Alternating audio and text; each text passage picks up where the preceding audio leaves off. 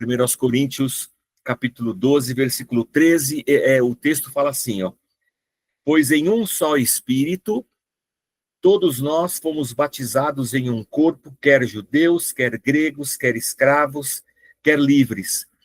E a todos nós foi dado beber de um só Espírito. Fora esse versículo aqui, que está em Coríntios, o Stott vai dizer que batismo com o Espírito Santo só vai aparecer 6 vezes, com essa aqui de Coríntios 7.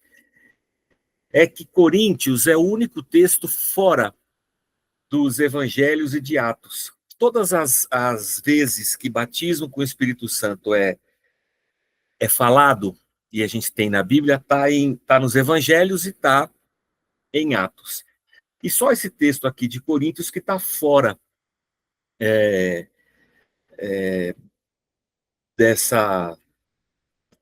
desses textos. E o interessante é que nos evangelhos, os textos são repetidos, né? Porque os 3 evangelhos sinóticos, eles estão contando o evangelho de Jesus Cristo. Então, o Marcos fala uma coisa, Mateus fala a mesma coisa, Lucas fala a mesma coisa. Então, 3 textos são iguais, né? Mas a gente vai falar que são 3. Você tem ainda a citação de Atos 1, Atos 6, e a citação aqui de Coríntios, capítulo 12. Mateus, Marcos, Lucas e João. Os 4 evangelhos citam contam a mesma história, né? Então, a citação é como se fosse uma só, mas o Stott conta aqui como 4. Ele vai falar de Atos 1:5, a gente já leu Atos, a gente já passou por Atos aqui. Atos 11:16, a gente também já passou por Atos aqui. Então, os 4 evangelhos, mais as 2 de Atos 6 passagens, e agora Coríntios, a 7ª passagem. A pergunta que não está aqui, mas eu coloco para mim assim, eu penso da seguinte situação. Eu me converti numa igreja batista, eu fui para a igreja em 1978, me converti e batizei em 79, no começo de 79. Depois, em 91, eu fui para a Renascer. E a Renascer é uma igreja neopentecostal. Chegando lá é que eu fui me deparar com essa coisa de batismo com o Espírito Santo. E dentro do nosso universo neopentecostal, o batismo com o Espírito Santo é uma coisa importantíssima, assim, né? Você tem até um culto só para isso, o culto do Espírito Santo, em que você está estimulando as pessoas a receberem o batismo com o Espírito Santo. Então, naquele universo, tirando a conversão, a segunda coisa mais importante é o batismo com o Espírito Santo. As pessoas têm que ser batizadas com o Espírito Santo lá naquela circunstância, para que eles exercessem qualquer ministério, eles tinham que ter sido batizados com o Espírito Santo. E quando eu olho para a Bíblia, para o Novo Testamento, eu tenho 4 passagens que falam sobre o Espírito Santo, que são a narrativa das palavras de Jesus. Então, essas 4 estão falando da mesma situação. Então, eu vou dizer que, historicamente, é uma situação, é uma vez só na história, com 4 pessoas contando, mas é uma vez só. Você tem Atos 1:5, Atos 11, e depois 1 Coríntios 12:13. Se isso realmente fosse uma coisa tão importante, e se é uma coisa tão importante, por que tirando as narrativas dos evangelhos, que vão contar a história de Jesus, eu só tenho esse termo, batismo com o Espírito Santo, em 3 textos? Nas cartas de Pedro, nas cartas de João, no Apocalipse, lá no fim, quando as coisas estiverem ruins, e mesmo nas outras cartas de Paulo, a gente não tem. A gente não tem, em nenhuma delas, os apóstolos falando sobre a necessidade das pessoas serem batizadas com o Espírito Santo. Isso é muito interessante. A gente tem um ensinamento que concentra uma importância gigantesca no fato em que as pessoas devem ser batizadas com o Espírito Santo, quando, na verdade, a Bíblia, ou o Novo Testamento, assim, com todo o cuidado aqui e tudo mais, mas ela não dá importância para isso, tanto quanto o pentecostalismo ou o neopentecostalismo colocam. Então, nesse momento aqui, o Stott está defendendo exatamente essa colocação. Então, a leitura aqui da página 40, 41, ela vai lançar luz sobre esse termo. E lá na página 41, no primeiro parágrafo, na terceira linha de cima para baixo, em 1 aos Coríntios 12, olha só, página 41, terceira linha. Em 1 Coríntios 12, o apóstolo está enfatizando, no começo do capítulo, a unidade do Espírito, o doador dos dons espirituais, antes de desenvolver, na segunda parte do capítulo, a diversidade dos dons em si. Então, ele está falando aqui do capítulo 12 de Coríntios. Ele está sublinhando, Paulo está sublinhando que, como cristãos, temos uma experiência do Espírito Santo igual para todos. Foi isso que ele falou aqui no versículo 13 que a gente leu. Pois em um só Espírito todos nós fomos batizados em um corpo, quer judeus, quer gregos, quer escravos, quer livres. E a todos nos foi dado beber de um só Espírito, diz o versículo.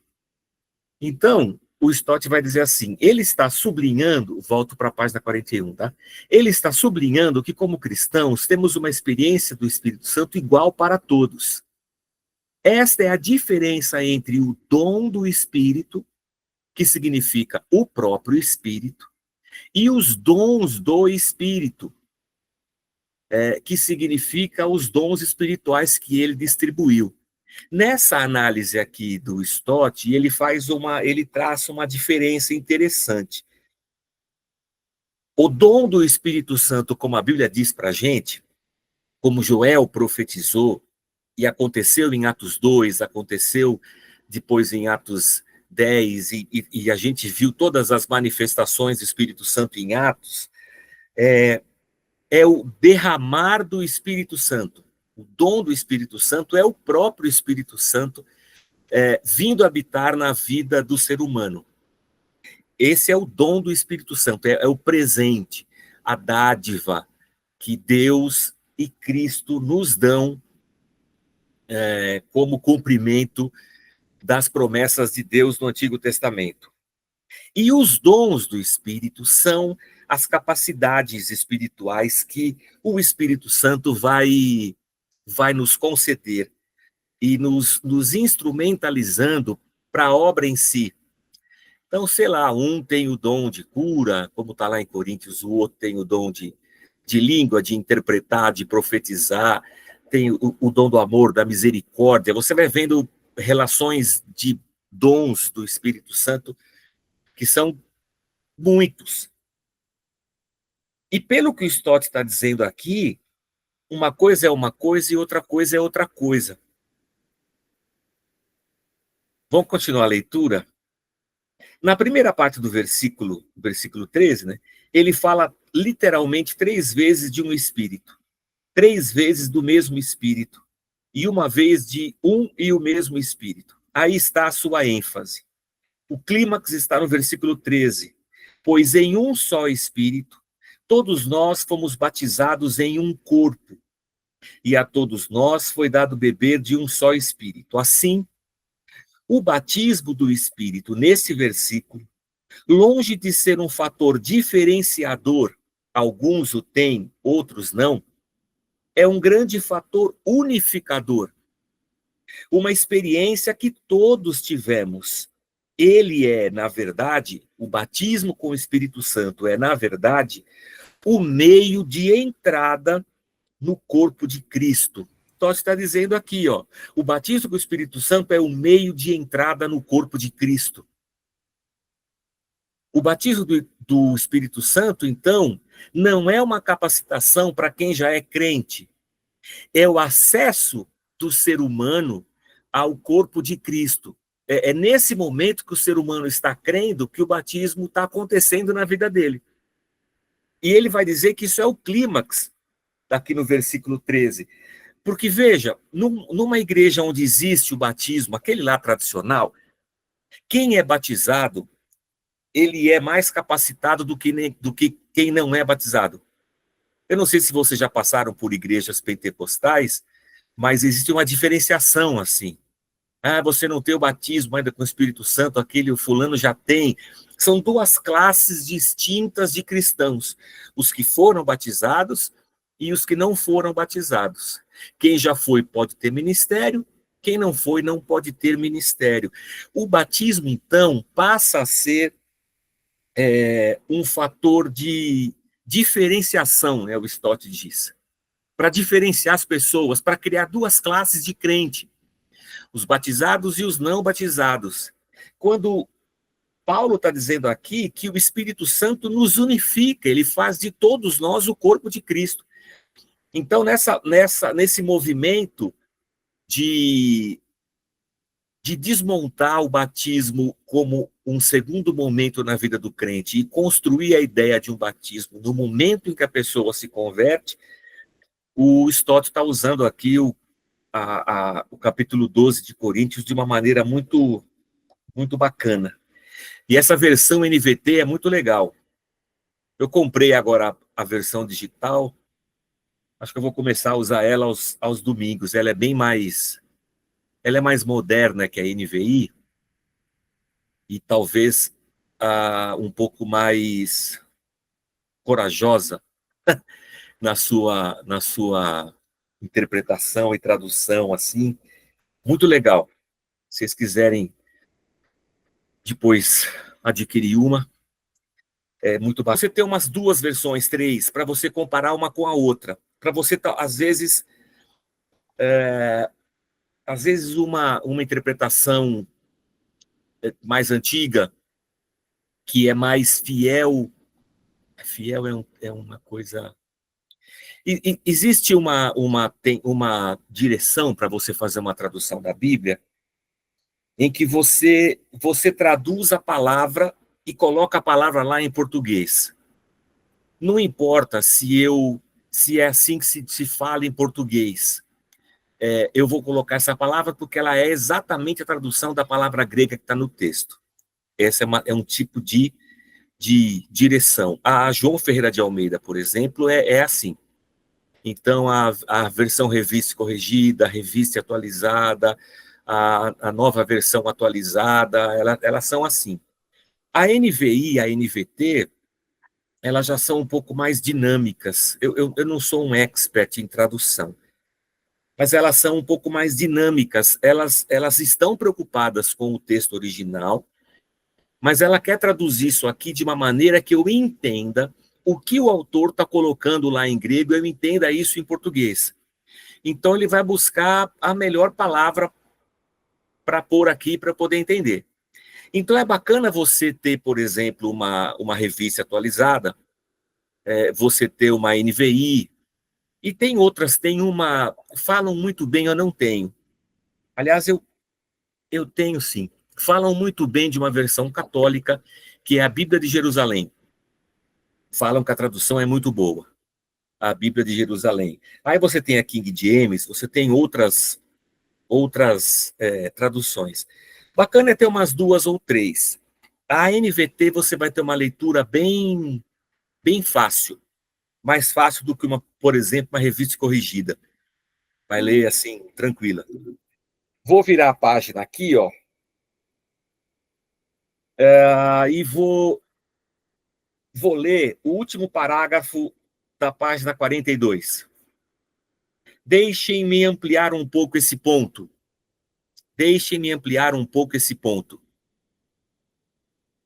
Em cada tipo de batismo, de água, de sangue, de fogo, do Espírito, quando você lê o Novo Testamento, você encontra esses 4 tipos de batismo.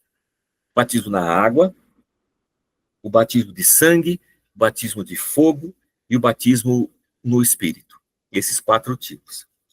Aí o John, a gente não está aqui interessado em entender o que é o batismo de fogo, de sangue, a gente está só olhando e tentando entender o batismo com o Espírito Santo.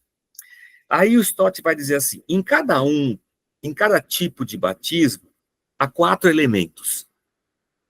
Os 2 primeiros são o sujeito e o objeto. O sujeito e o objeto. Nós vamos ter que parar um pouco aqui para entender português. Quem é o sujeito?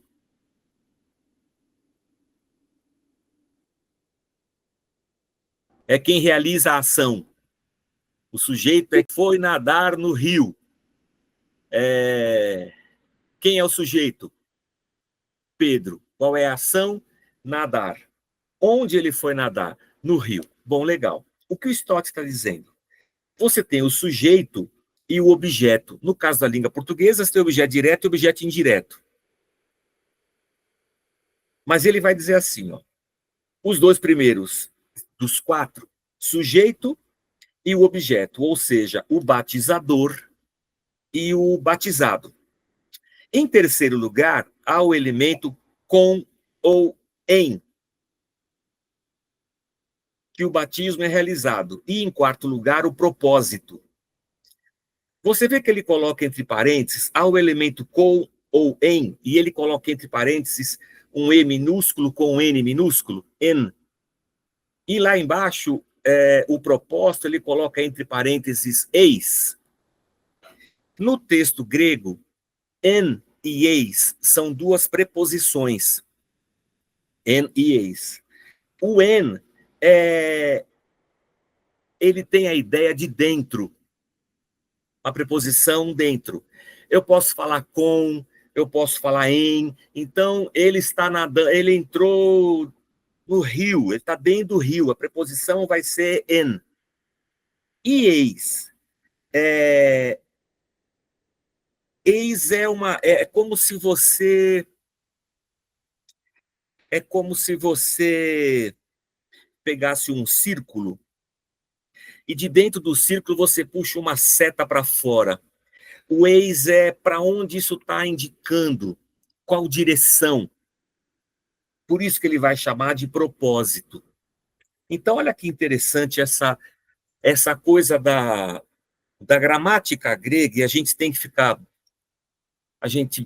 deve levar isso em conta, porque a maneira como o escritor inspirado, seja nos evangelhos, seja em Atos, seja Paulo, a maneira como o escritor usa a gramática para escrever, essa gramática, ela está carregando nela uma explicação que está dentro dela. Eu preciso entender aquilo lá para poder traduzir e entender o que está acontecendo. O batismo vamos lá, o batismo é com o Espírito Santo ou no Espírito Santo. Se eu tenho um sujeito, que é quem batiza, se eu tenho um objeto que está sendo batizado, que é quem está mergulhando, e se eu tenho aqui, ó, o elemento onde essa pessoa está sendo batizada, na água. Qual é o elemento? É a água. Está batizando no Espírito Santo. Qual é o elemento? O Espírito Santo. Ele está sendo cheio, envolvido. É como se a gente fizesse a analogia. Estou batizando o cara dentro da água, eu estou batizando o cara dentro do Espírito. E depois você tem o propósito, o porquê que esse batismo está acontecendo. Como exemplo, ele vai usar aqui a passagem pelo Mar Vermelho, que o apóstolo Paulo descreve como um rito de batismo. Nós vamos ter que ler isso aqui. Ô, Cris, está com a Bíblia aberta aí? Então, 1 Coríntios 10, 1 e 2, lê para nós. Paulo está dizendo assim, que o povo judeu, o povo hebreu, né, quando estava saindo lá do Egito, ele compara a nuvem, o fogo e o Mar Vermelho como o lugar onde aquele povo estava sendo batizado. Então, ele faz essa analogia. Então, olha o que ele vai dizer. É presumível que o próprio Deus tenha sido batizador. Foi Deus que os conduziu, foi Deus que fez eles passarem por aquilo, era Deus que estava batizando aquele povo lá. Sem dúvida, os israelitas em fuga foram os batizados. Eles foram batizados e Deus fez esse batismo aqui. O elemento pelo qual o batismo foi administrado, que no caso da gente aqui a água, ou do Espírito Santo, o próprio Espírito Santo, o elemento pelo qual o batismo foi administrado foi a água do Mar Vermelho, o borrifo da nuvem e do mar, ou seja, foi o Mar Vermelho, que foi dentro do Mar Vermelho que eles foram batizados, ou foi na nuvem que eles foram batizados. A nuvem foi esse elemento onde eles foram batizados. E o propósito é indicado pela expressão com respeito a Moisés. Eis significa para dentro. É verdade, eis é para dentro. Em é dentro, a seta é o contrário. Eis é dentro, en é dentro e eis é para dentro. É isso aí. En, dentro, e eis uma seta para dentro é o propósito.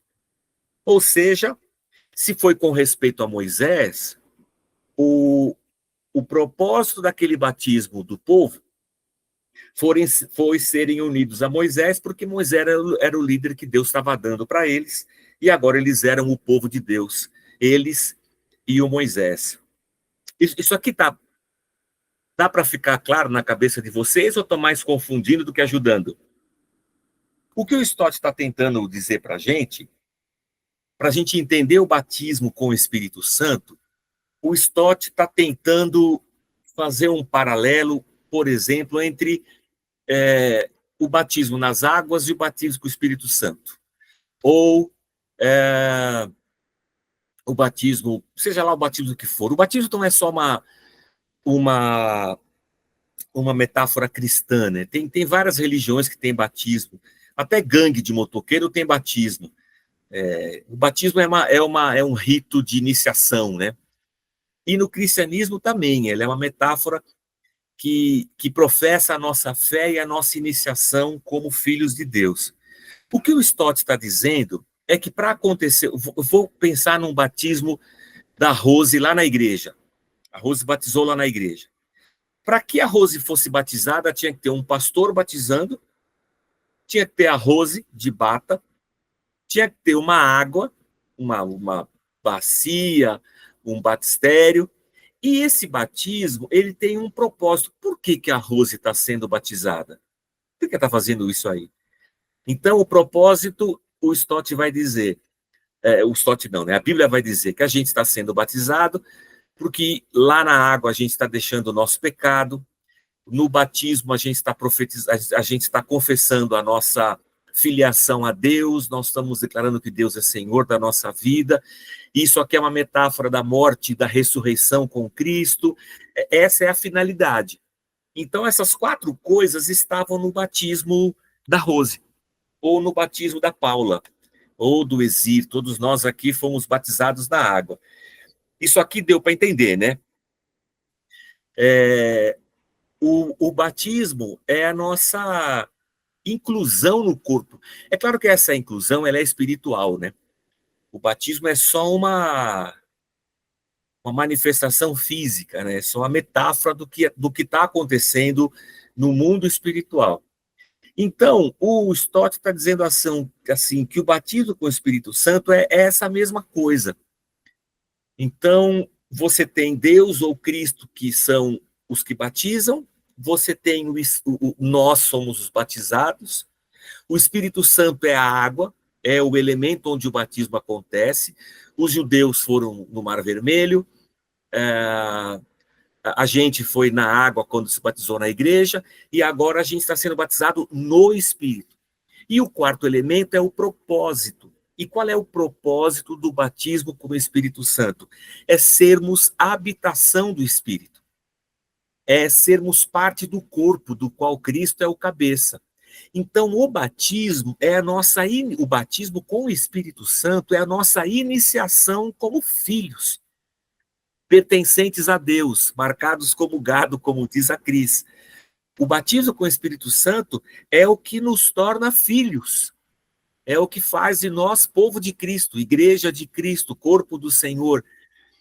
Não é alguma coisa que poderia acontecer depois que eu já fosse crente, porque é o batismo no Espírito Santo, é a presença do Espírito Santo em mim que marca a minha vida como uma nova criatura. É isso que o Stott está dizendo. Não daria para ser em outro momento, porque o Espírito Santo já fez isso na gente, já aconteceu, né? Ok?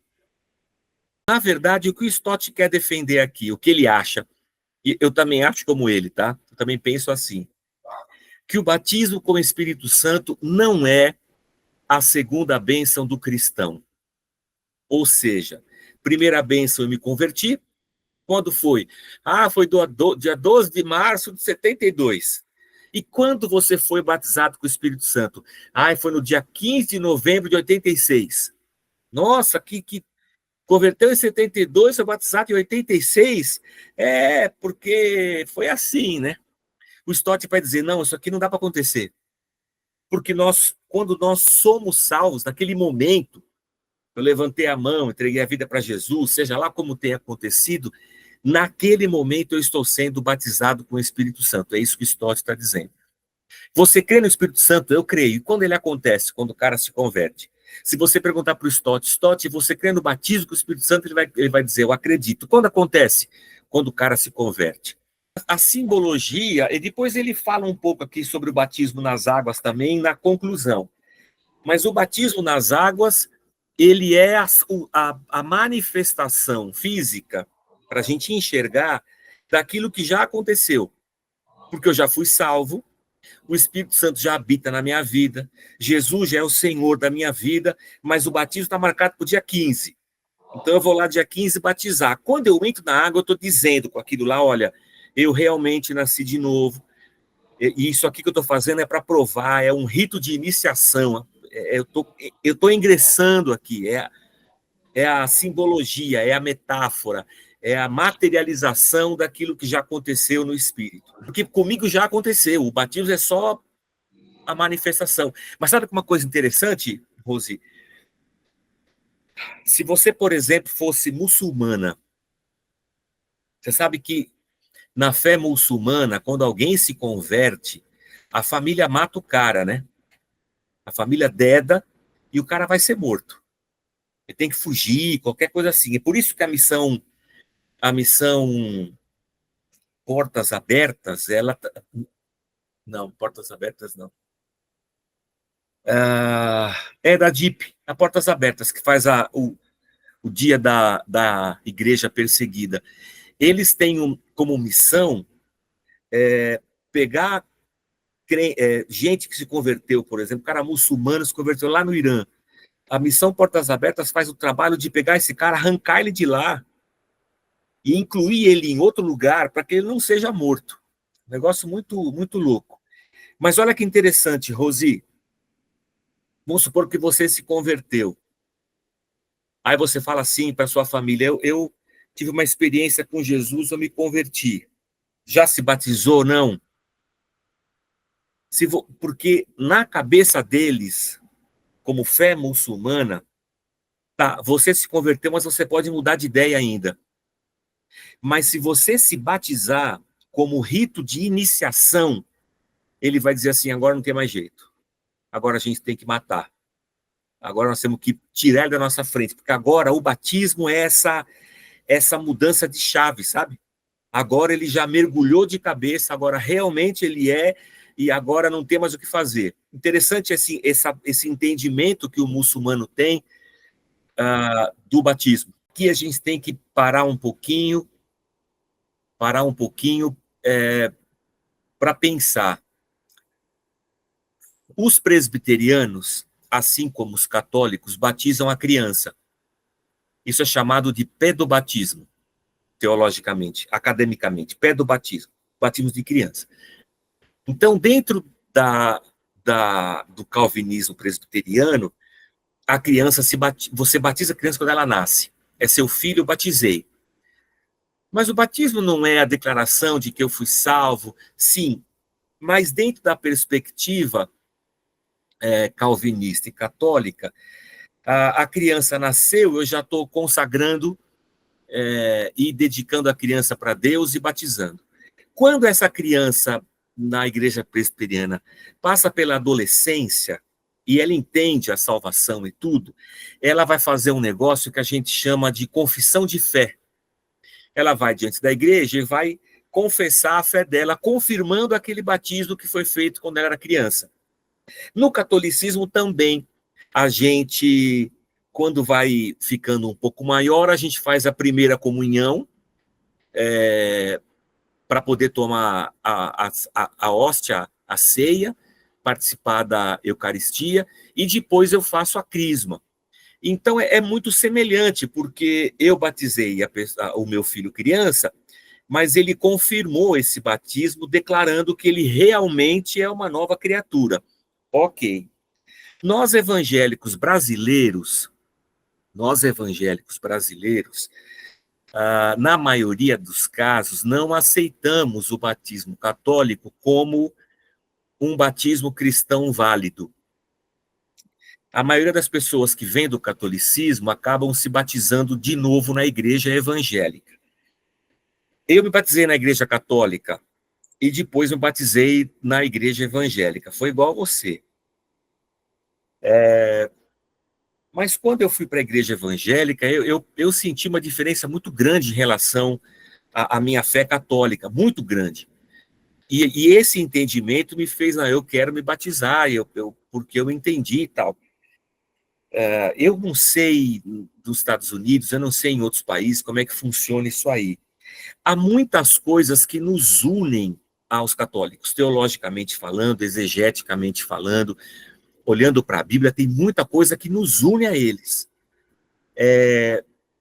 Mas as coisas que nos separam, elas são muito incisivas, assim, não dá para a gente negociar, sabe?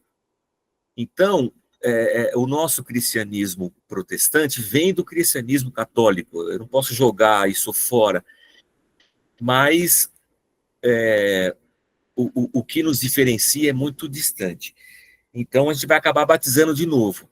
As experiências que você teve, toda vez que a gente se dispõe ao serviço, a diaconia, né, que é a palavra grega, toda vez que eu me disponho a servir ao próximo, e eu sou usado por Deus nessa instrumentalização, isso vai ser para mim uma experiência muito preciosa. Com o amor de Deus, com a bênção de Deus, com o amor ao próximo, com a minha fé, com a própria presença do Espírito Santo. Mas, Jorge, você quer dizer então que os católicos têm o Espírito Santo? E quem sou eu para dizer que eles não têm? Quem sou eu para dizer que eles não têm? Então, Rose, ao longo da nossa vida, nós teremos muitas experiências com Deus. E em muitas circunstâncias, em muitas situações, até mesmo experiências do tipo que o Espírito Santo te capacita com algum dom, porque precisa ser usado ali, e você vai ter uma experiência, fala assim, mano, que coisa louca foi isso aqui. Aquela experiência é o batismo com o Espírito Santo? Não, ela não é o batismo. O batismo já aconteceu, o Espírito Santo já está em você. Por isso que você está sendo um instrumento de Deus naquele momento. Então, nós vamos ter muitas experiências, muitas capacitações, derramar de dons de muitas maneiras, porque o Espírito Santo já veio habitar em nós. É aquela diferença entre o dom do Espírito, que é a dádiva do Espírito, e os dons do Espírito, que são as capacitações que esse Espírito dá para a gente. Foi isso que você viveu, Rosi, essa experimentação aí, que acho que muitos de nós aqui vivemos. A gente faz também na Batista, só que na Batista, a gente consagra o filho quando nasce. Leva lá na igreja, faz uma oração e unge. Aí, quando ele fica adolescente, ele, sei lá, ele aceita Jesus, ele se batiza, faz a profissão de fé diante da igreja. Então, assim, o ritual, ele é muito semelhante, seja católico, batista, presbiteriano, o rito em si, ele é muito semelhante, mas não morro por isso. Eu já quis, na Casa da Rocha, mudar o batismo de batismo mergulhado para batismo jogando aguinha, porque eu falo, pô, vamos jogar aguinha, é mais fácil. Falam sobre batismo com o Espírito Santo, você tem Deus Pai e Deus Filho como batizadores. Eles fazem isso, Deus Pai e Deus Filho. O Deus Espírito nunca é o sujeito, né? Uma coisa na língua grega que é interessante Quando a gente vai construir uma frase em português, a nossa ordem sujeito, verbo, predicado. É a nossa ordem. Você pode escrever uma redação, você vai falar, sujeito, verbo, predicado. Na língua grega, você não tem isso aí. Não existe ordem pré-definida. Eu posso começar a minha frase pelo objeto direto, pelo verbo. Eu começo a minha frase pelo predicado e coloco o sujeito lá no fim. Como é que eu sei que é o sujeito? Como é que eu sei que é o predicado? Como é que eu sei que é o verbo? Porque toda língua grega declina as palavras. Por exemplo, o nome de Deus, o nome de Cristo, o nome do Exir, ele declina, ele muda o finalzinho. Na nossa língua muda só o verbo. Eu vou, tu vais. Ele vai. Nós vamos. Eu vou mudando o verbo, e isso na língua grega, muda o verbo, muda a preposição, muda tudo. Então, tudo muda. Então, e quem define a ordem que vai colocar as palavras? Quem está escrevendo. E geralmente, Exir, quando eu quero dar ênfase a alguma coisa, eu coloco essa coisa no começo da frase. Eu quero dar uma ênfase no objeto, eu coloco o objeto começando a frase. Eu quero dar uma ênfase no espírito, coloco o espírito começando a frase.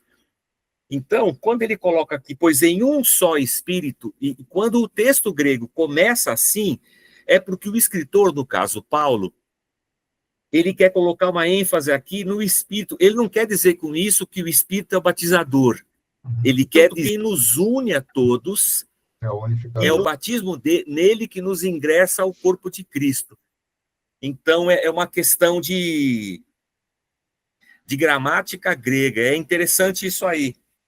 Ele joga o Espírito na frente. Isso aqui é o importante do versículo. Interessante. Vamos concluir esse trem aí, senão nós não acaba. Eu vou concluir, ó. Última frase da página 45. Toda a vida cristã, de acordo com o Novo Testamento, é vida no Espírito, que vem após o nascimento no Espírito. No Novo Testamento não tem vida cristã sem o Espírito Santo, sem o batismo com o Espírito Santo. Vida cristã é vida no Espírito. Nasci de novo no Espírito. Página 46.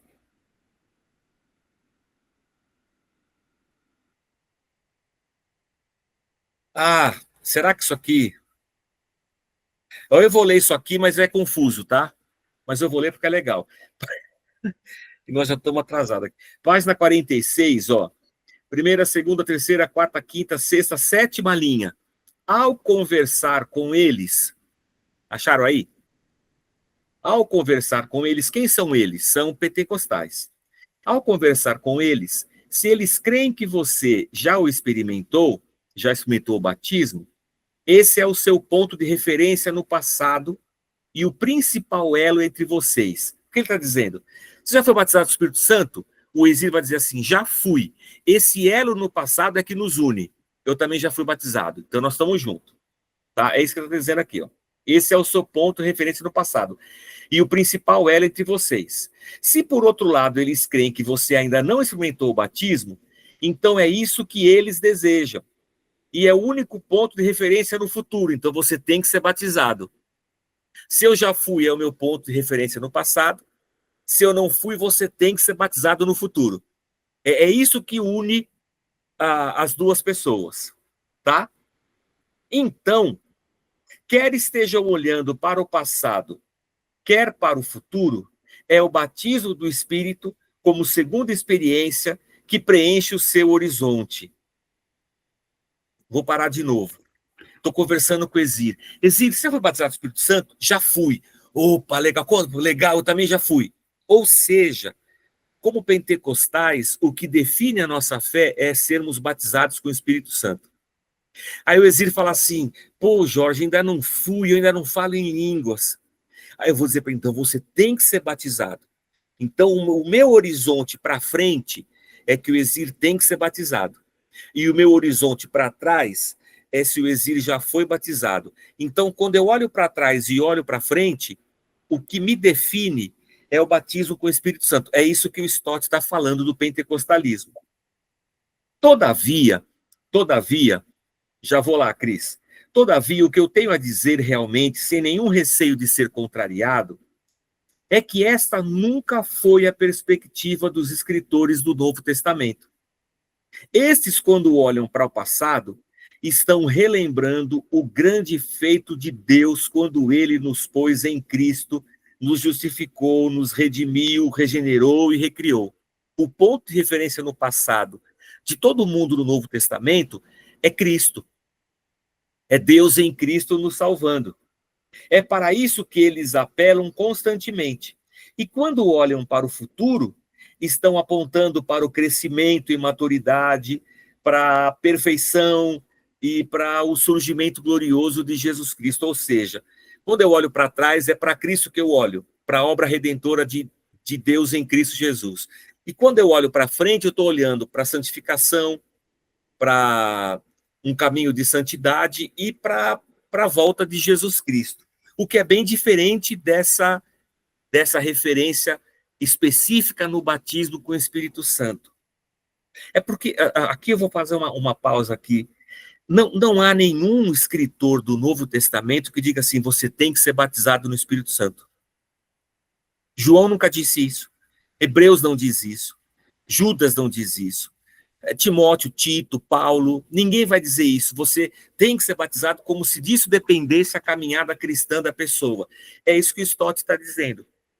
Então ele vai dizer aqui, ó, no primeiro parágrafo lá embaixo da página 46. Por exemplo, quando o apóstolo João trata em sua primeira carta da necessidade de santidade, com o que ele a relaciona? Com o que João relaciona a santidade? Não é com o batismo com o Espírito Santo, que seus leitores deveriam ter ou deveriam ter, mas com o fato de serem nascidos de Deus e terem obrigação de permanecer em Cristo. Então, nesse momento, o Stott está fazendo essa analogia. Ele está pegando o texto para dizer assim, os escritores bíblicos, quando vão falar assim, Exílio, vamos supor que eu sou o João, o apóstolo João, escrevendo meu livro, estou pensando aqui no Exílio. Exílio, você tem que ser batizado do Espírito Santo. Não. Exílio, você tem que andar em santidade, porque na minha cabeça o Exílio já tem o Espírito Santo, ele não precisa ser batizado, ele já tem. Ele precisa se santificar cada vez mais. Então, para o Stott, a vida do cristão é uma constante busca de mais ação do Espírito Santo na minha vida. Não é por ser batizado com o Espírito Santo, é por cada vez mais eu diminuir e o Espírito Santo agir mais na minha vida. Esse é um processo de santificação. Então, para o Stott é anglicano. Nós somos protestantes, mas para nós, anglicanos ou protestantes, o que define a nossa caminhada cristã, pensando no Espírito Santo, é esse processo de santificação, de darmos cada vez mais liberdade para ele agir em nós. Até botei não vai dar para ver. Eu botei um traço azul aqui, ó. Ele mata aqui, ó. Então, assim, a defesa dele é muito, muito bacana. Muito bacana. O que se diz tão sábio, que estuda tanto, essa questão, esse debruçar sobre o texto e estudar, ele é uma falha em todo cristão, em qualquer universo. Seja católico, seja protestante, seja pentecostal, seja o que for. A vida é muito corrida e a gente acaba se saciando com uma frequência dominical à igreja. Então, a gente peca por conhecer poucas escrituras. Sejam eles, sejamos nós, né? Mas que Deus nos ajude, a gente está lendo para isso, né? Vamos lá. O primeiro capítulo, então, é o capítulo... Como é que chamou? Cadê o... Deixa eu só dar uma olhada. A promessa do Espírito já foi. A promessa do Espírito é aquilo que Deus prometeu em Joel, já caiu lá em Atos 2 e nós já temos. O segundo capítulo é a plenitude no Espírito, que é esse processo de ser cheio, né? é o próximo capítulo, que a gente vai começar a semana que vem. Depois vem os dons, vem o fruto e, por fim, os dons. Então, temos 4 capítulos aí, o primeiro já foi. E vamos que vamos. Ok? Foi uma boa jornada hoje, hein? Um bom passo. Depois lê de novo lá, que acho que assim nós lendo de novo nós entende mais. O Stott tem um comentário de Romanos bem bacana, que ele fala isso aí. Nas coisas que nos unem, vamos nos abraçar. E naquelas que nos separam, vamos nos amar. Alguma coisa desse tipo aí, né? Então, pronto, vamos suportar e amar. É diferente de mim, mas ele é eu também, né? Porque nós somos corpo. Ele tem algumas doutrinas diferentes, mas a gente é corpo. Então, se o cara é cristão, crê no nascimento virginal, na encarnação de Cristo, na morte e ressurreição de Cristo, na volta de Jesus, na ressurreição dos corpos, crê em Deus Pai, Deus Filho, Deus Espírito, é cristão. E pronto. Se a gente crê todo mundo nisso aí, agora se batiza com o Espírito Santo, se batiza criança, se batiza quando é velho, daí tudo bem. A gente releva e vamos embora. E quem disse que eu estou certo, né? Nós estamos todo mundo errado. Certo é só Jesus. Pode abrir mão do estudo, se conhecer o texto é importante, saber como Deus age é importante. A gente também está blindado contra a heresia e qualquer coisa que queira nos tirar de Deus e de Cristo, mas está salvo, graças a Deus. Quero só falar uma coisa aqui e encerrar. Domingo eu estava lá na porta da igreja e eu estava compartilhando lá com os irmãos, isso confunde. Eu estava compartilhando com os irmãos e pedindo oração lá na frente, fui dando a mão e pedindo, irmãos, ora por mim, tudo, porque no domingo à tarde ia ter jogo do Palmeiras, e eu estava pedindo, ora pelo Palmeiras. Cara, vocês não oraram e o Palmeiras não ganhou, o Palmeiras só empatou. Vocês têm que me ajudar, igreja. Vocês têm que me ajudar, porque senão nós não vamos nem classificar para as finais do Paulista. Então tá bom, gente. Vamos que vamos. Deus nos ajude. E amanhã nós estamos lá no culto, aos que estiverem juntos. Deus abençoe vocês, dê força. Essa leitura não é uma leitura fácil assim, é uma leitura que ela fica jogando a gente para os textos, tem que ir, tem que voltar, mas vamos lá, importante.